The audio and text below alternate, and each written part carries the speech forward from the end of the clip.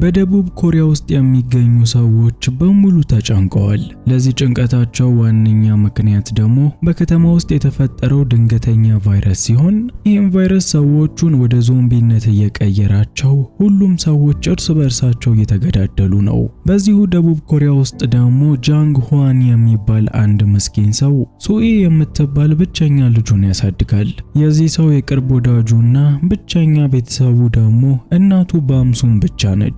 ታዲያ ይሄ ቫይረስ ከመፈጠሩ በፊት ጃንግ ይሰራ የነበረው በአንድ ፓርክ ውስጥ ነው። በስራው ደስተኛ ነበር። ልጁንም ከስራ ሲመለስ ያዝናናታል። ደስተኛ ህይወት ይመሩ ነበር።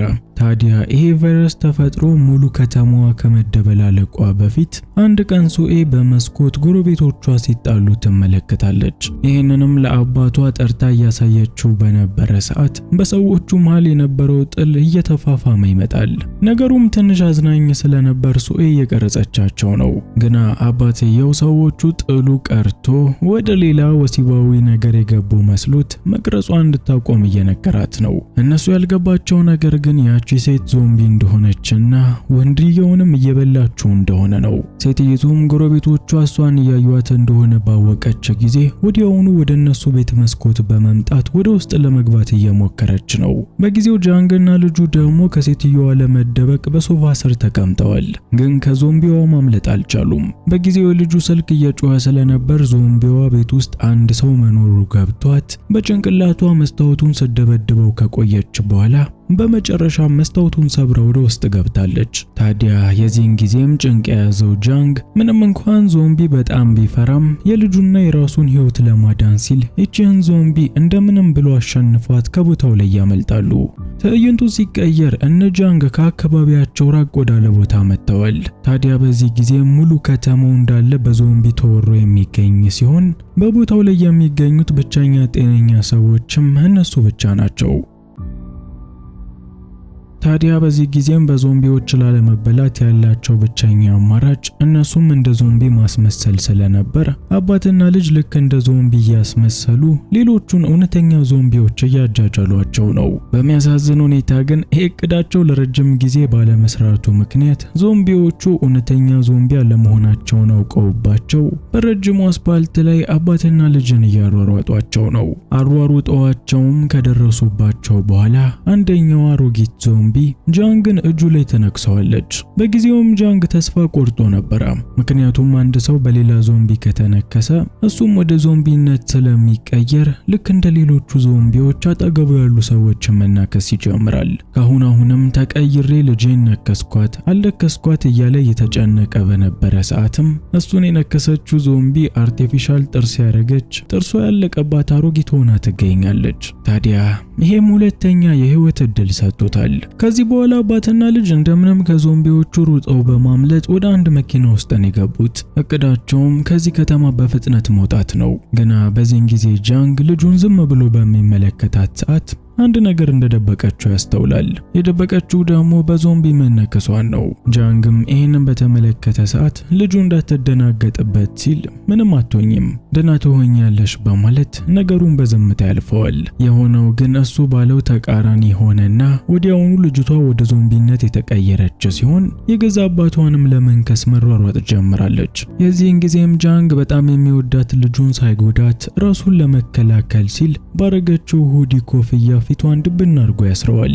ከዛም በመኪናው ቀበቶ እጆቿን በሙሉ ያሰራቸው ሲሆን ከዚህ በኋላም ሱኤ ምንም አይነት እንቅስቃሴ ማድረግ አልቻለችም።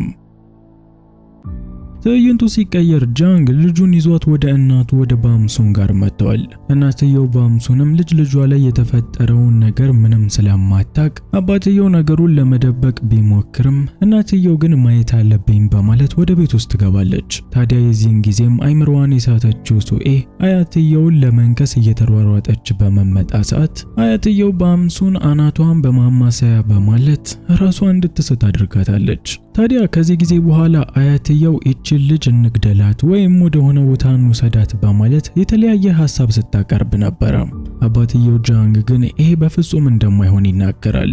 ይህንን የሚልበት ምክንያት ደግሞ ከዚህ በፊት አንዲት እናት ልጇ እንደዚሁ ዞምቢ ሆኖ ፖሊሶች ልጁን ለመግደል በሚመጡ ሰዓት እናትየው ስትከለክል ነበር።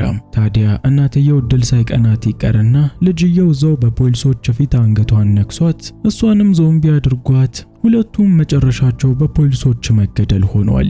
እናም እንዲህ ያለውን የመንግስት ጭካኔ ያየው ልጄን አሳልፌ አልሰጣትም በማለት ለእናቱ ባምሱን በዚህ ሐሳብ ፍጹም እንደማይስማማ ነግሯታል። ታዲያ ባምሱንም ይሄኛውን ሐሳብ ልጇ ሊቀበላት ስላልቻለ ነገሩ እንዲቀላት በማለት ለጓደኞቿና ለሌሎች ሰዎች በስልክ ስለ ነገሩ ለማውራት በመሞከር ሰዓት ጃንግ በተደጋጋሚ ያስቆሟታል። ትዕይንቱ ሲቀየር ጃንግ የእናቱ ጭቅጨቃ እየበዛበት ስለመጣ በዛ ላይ ልጁ ሱኤም እየተሰቃየች እንዳለች ስለተሰማው በመጨረሻ እሷን ገሎ ለመቅበር ወስኗል። ግን መቃብር ቆፍሮላት ጭንቅላቷን ሊመታት በሚነሳ ሰዓት አባትነቷ ላስችል ይለውና ወዲያውኑ ሐሳቡን ይቀይራል። ያው ያንተ አባትነት ካላስቻለህ ደግሞ የኔ አያትነት ያስችለኛል በማለት በአምሱን ልጅቷን አናቷን ብላ ለመገላገል በምትነሳ ሰዓት ጃንግ ከእናቱ ጋር ተያይዞ እንዳታደርግ መጨቃጨቅ ይጀምራሉ። ታዲያ ሱኤም ይህንን አጋጣሚ በመጠቀም ከታሰረችበት ያመለጠች ሲሆን አያቷና አባቷም ያሉበት ክፍል በሚመጡ ሰዓት ልጅየው በልጅነቷ ስታደርግ የነበረቻቸውን የምትወዳቸውን ነገሮች እያደረገች ያገኟታል። ታዲያ ይህም ለጃንግ ትልቅ ተስፋ የሰጠው ሲሆን አሁንም ድረስ ልጁ አይምሮዋ በደንብ እንደሚሰራ ማረጋገጫ ሆኖታል። ምናልባትም ደግሞ በዶክተሮች አማካኝነት ቫይረሱ ሊድን ስለሚችል ከዚህ በኋላ እሷን የመግደል ሐሳቡን ትተውታል። ሰሞኑን ቪዲዮዎቻችን ለሰዎች እየደረሱ አይደለም። እናንተ ላይክ እና ሰብስክራይብ ኮሜንት ብታደርጉ ግን ይሄንን ማስቀረት ትችላላችሁ። ላይክ እና ሰብስክራይብ በማድረግ እኔም ማገዙ እንዳትረሱ።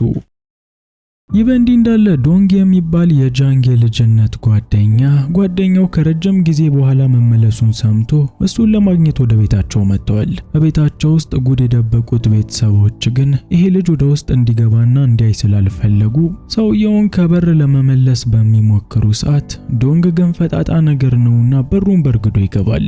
እናም እንዳያይ ተደብቆ የነበረውን የሱኤን ዞምቢ መሆንም ይመለከታል። ታዲያ ዶንግ ይህንን ካየ በኋላ ወዲያውኑ ሊያደርግ የነበረው ለፖሊሶች መደወልና ማመልከት ነው። ግና ጓደኛው ጃንግ ይሄንን እንዳያደርግ ያስቆመው ሲሆን ልጁም አሁንም ድረስ አይምሮዋ እንደሚያስብ ለማሳየትም ዞምቢ ከሆነች በኋላ ስትጨፍር ያለውን ቪዲዮ ያሳየዋል። ይህ በእንዲህ እንዳለ ዶንግ ይሄንን ሁሉ ከተመለከተ በኋላ ከጓደኛው ጎን ለመሆን ወስኗል። ለጓደኛው መድኃኒት ይገኛል፣ ልጅህም እንደ ቀድሞ ትሆናለች በማለት ተስፋ እየሰጠው ነው። ታዲያ በሐሳባቸው እንዲህ ብለው ቢነጋገሩም ነገሮች ግን እንዳሰቡት ቀላል ሊሆንላቸው አልቻለም። ሱኤን ከዚህ በፊት ታደርግ የነበረውን የሰው ልጅ የሚያደርገውን ነገር ለማስተማር በሚሞክሩ ሰዓት እነሱን እያሯሯጠች ለመንከስ መሞከርና እነሱን መደብደብ የሁል ጊዜ ተግባሯ ሆኗል። ታዲያ ከዚህ ነገር የሚያስቆማት አንድና ብቸኛው ነገር የአያቷ ማማሰያ ነው። ሁሌም አባቷ ትምህርት በሚሰጣት ሰዓት መታስቸግር ከሆነ አያትየው ባምሱን ማማሰያ ይዛ ከፊት ለፊቷ በመቀመጥ አደቧን እንድትገዛ ታደርጋታለች። ቀናቶችን እየተኩ ሳምንታትን እየተኩ ወራቶች በወራቶች ተተክተው አሁን ላይ ጃንግና ልጁ ወደዚህ ቦታ ከመጡ ረጅም ጊዜያቶች ተቆጥረዋል። አንድ ቀንም ቁጭ ብለው ሊመገቡ በነበረ ሰዓት ልጅየው ሱኤ የአባቷን ጃንግ እጅ ለመንከስ ትነሳለች። የዚህን ሰዓትም ጃንግ በልጁ ስለተማመነባትና ይህንን የምታደርገው ዞምቢነቷ ገፋፍቷት እንጂ እሷ ክፉ ሆና እንዳልሆነ ለማረጋገጥ ሲል ያለምንም ፍራቻ እጁን ይዘረጋና ይሰጣታል። ታዲያ ሱኤም አላሳፈረችውም። ይሄ እጅ አባቷ እንደሆነና መንከስ እንደሌለባት ተረድታ ከድርጊቷ ተቆጥባለች። አንድ ቀን ላይ ጃንግ በዛው ከተማ ላይ የተዟዟረ በነበረ ሰዓት የመጀመሪያ ፍቅረኛው ያንን ይመለከታታል። ያን ማለት አንዴ ሰው ከያዘች ማትፋታ ድርቅ ያለች ሴት ነች። ጃንግም ከዚህ ነገር ለመቆጠብ ሲል ወዲያውኑ ከሴትየዋ ለመደበቅ ቢሞክርም ከሷ ማምለጥ ግን አልተቻለውም። ያን ከነበረበት ሱቅ ይዘው በመኪናም ቤት ድረስ እሸኛለሁ በማለት ቀኑን ሙሉ ስታደርቀው ከዋለች በኋላ በመጨረሻ ቤቷ ደርሰዋለች። ጃንግም በዚህ ከተፋታችኝ ራሱ ተመስገን ነው በማለት ከጓደኛው ዶንግ ጋር ጊዜ እያሳለፈ በነበረ ሰዓት አንዴ ሰው ከያዘች ከመጣች የማትፋታው ያን እዛ ድረስ ተከተላቸው ትመጣለች። እናም ሁለቱም ዶንግና ጃንግ እስኪሰለቿት ድረስ ያለማቋረጥ እያወራች ነው። ይህ በእንዲህ እንዳለ ጆንግ ልጁ ሱኤ ቤት ውስጥ በምትቀመጥ ሰዓት የመጫወቻ ቦታዎችን ስትመለከት ደስተኛ እንደምትሆን ተመልክቷል። አንድ ቀንም ለያን ያለውን ነገር በሙሉ በቀስታ ካስረዳት በኋላ የልጁ ፊት የዞምቢ መሆኑ እንዲታወቅበት ስላልፈለገ ልጅየው ሜካፕ በማስቀባት ጓደኛው ዶንግን ሌላ ከስተም ልብስ እንዲለብስ በማድረግና ያንንም ከነሱ ጋር እንድመጣ በማድረግ ወደ መዝናኛ ቦታ ልጁ ሱኤን ለማስደሰት ሲል ለመሄድ ይወስናል። ታዲያ በመዝናኛው ቦታው ላይ ከመጡ በኋላ ግን ሱኤ ልክ በቲቪ እንዳየችው ያን ያህል ሊያስደስታት አልቻለም። ሁሉንም ጨዋታ ሲጫወቱም ዝም ብላ ፈዛ ስትመለከት ነበር። በሌላ በኩል ጃንግ ደግሞ በልጅነቷ ማዘውተራ እዚህ ትመጣ ስለነበር ወደ ቀድሞ ማንነቷ ይመልሳታል፣ የማስታወስ ችሎታዋንም ይመልሳል የሚል ተስፋ ነበረው። በሚያሳዝን ሁኔታ ግን ልጁ ምንም ማስታወስ አልቻለችም። ጭራሹኑ በጨዋታው እንኳን ደስተኛ መሆን አልቻለችም። ይሄ የሆነ በነበረ ተመሳሳይ ሰዓት ዶንግ ስልኩን ሲጎረጉር ለዚህ በሽታ መድኃኒት እንደተገኘና በቅርብ ጊዜያቶች ውስጥም ለሰዎች መዳረስ እንደሚጀምር ዜና ያነባል። ይህንንም ዜና ለጃንግ ነግሮት ሁለቱም በደስታ ተቃቅፈው በነበረ ሰዓት አጋጣሚውን ተጠቅማ ሱኢ ከነሱ አምልጣለች። ሱኢም ካመለጠች በኋላ ከቦታው ርቃ የትም አልሄደችም። እዚሁ ቦታ ላይ የቆንጆ ምግብ ሽታ ሸቷት ስለነበር ያንን ምግብ ለማግኘት ስትል ሽታውን እየተከተለች እየሄደች ነበር። ታዲያ በመጨረሻም ያጓጓት ምግብ ያለበትን ቦታ ያገኘችው ሲሆን ከባለሱቁም ላይ ያለምንም ክፍያ ምግቡን በመትወስድ ሰዓት ባለሱቁ እሷን ለመምታት ይነሳል። በሌላ በኩል ልጁን በዛ ቦታ ላይ ሲፈልጋት የነበረው ጃንግም በመጨረሻ ከባለሱቁ ጋር ስትጨቃጨቅ አግኝቷት የነበረ ሲሆን የበላችበትንም ከፍሎ በመካከላቸው ሰላም እንዲወርድ አድርጓል። ታሪኩም ይህንን ተከትሎ የተወሰኑ ጊዜያቶችን ወደፊት ይሻገራል። ሱኤ ወደዚህ ሁኔታ ከገባች ብዙ ቀናቶች ተቆጥረዋል። እናም ልጅቷ እንደዚህ ሆና መቀመጧ ጥሩ ላይሆን ስለሚችል ወደ ትምህርት ቤት መግባት አለባት በሚለው በያን ሐሳብ አማካኝነት ወደ ትምህርት ቤት መጣለች። በሚያሳዝን ሁኔታ ግን ፊቷ ላይ ዞምቢ እንዳልሆነች በሜካፕ መሸፈን ቢቻልም ልጅየው ግን አይኖቿን እያገለባበጠችና ሌላ እንግዳ ነገሮችን እያደረገች ዞምቢ መሆኗን እያሳበቀች ነው። ከልጆች ጋርም ባስኬትቦል ለመጫወት በሚወጡ ሰዓት ሌሎቹ እያንጠበጠቡ በሚቀባበሉ ሰዓት እሷ ግን ያንን አታደርግም። ሰዎች ነካ ሲያደርጓት ትወድቃለች። እንደለመደችው አይኖቿን በማገለባበጥም ተማሪዎችን ታስፈራራለች። እናም በዚህ ምክንያት ልጅቷ ትምህርት ቤት ትግባ የሚለው ሐሳብም ሳይሳካ ቀርቷል። አባትየው ጃንግ እንደፈረደበት ልጅየውንም ወደ ቤት ይዟት ተመልሷል። ከተወሰኑ ጊዜያት በኋላ ባምሱን እና ያን ወደ ከተማ ወጥተው ምግብ ሊገዙ ነው። የዚህን ጊዜም በርካታ ፖሊሶች ወደ እነሱ መንገድ እየሄዱ ሲመለከቱ ባምሱን ነገርየውን ለልጇ ለማሳወቅ በመደውል ሰዓት ምንም ኔትወርክ ሊሰራላት አልቻለም። ሴትዮዋ ይህንን ያደረገችው ገና ለገና ምናልባት እኛ ቤት ሊሄዱ ይችላል ብላ በመፍራቷ ነው። እናም የፈራቸው አልቀረም። ፖሊሶቹም በትክክል የመጡት እነሱ ቤት ሲሆን በአንድ መጋዘን ውስጥ ተቀምጠው የነበሩትን ሱኤንና አባትየውንም በሩ እንዲከፍቱ እየጨቀጨቋቸው ነው። በሌላ በኩል አባትየው ጃንግ ይሄ ሁሉ መስዋዕትነት የከፈለላትን ልጅ ከዚህ በፊት እንደዛ በአሰቃቂ ሁኔታ እንደተገደለው ልጅ ፖሊሶቹ በጥይት ደብድበው እንዲገሏት ለማድረግ አልፈቀደም።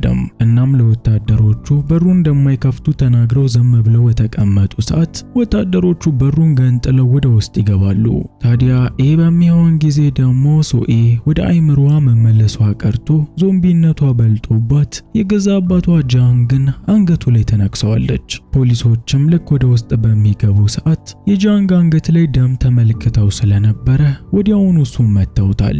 ቀጥሎም ሱኤን ሊመቷት በነበረ ሰዓት ሱኤ አባቷ ላይ ያደረገችውን ነገር አስተውላ ጃንግን ለመጀመሪያ ጊዜ አባ ስትል ጠርታው ቃል ካፏ አውጥታለች። ዞምቢዎች ደግሞ ምንም ነገር አይናገሩም።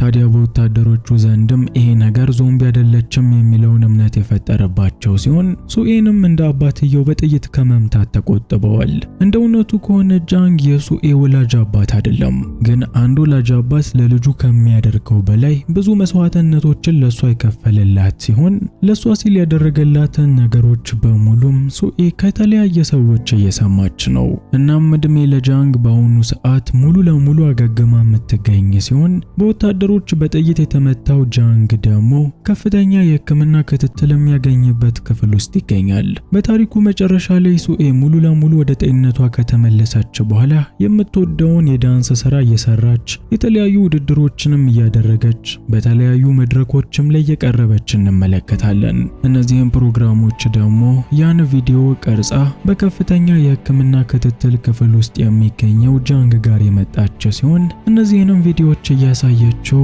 ልፋቱ ከንቱ እንዳልሆነና ሁሉም ነገር በቅርቡ ሰላም እንደሚሆንም እየነገረችው እያጸናናቸው ነው። ተስፋ እስካለን ድረስ ሁሉም መልካም ይሆናል።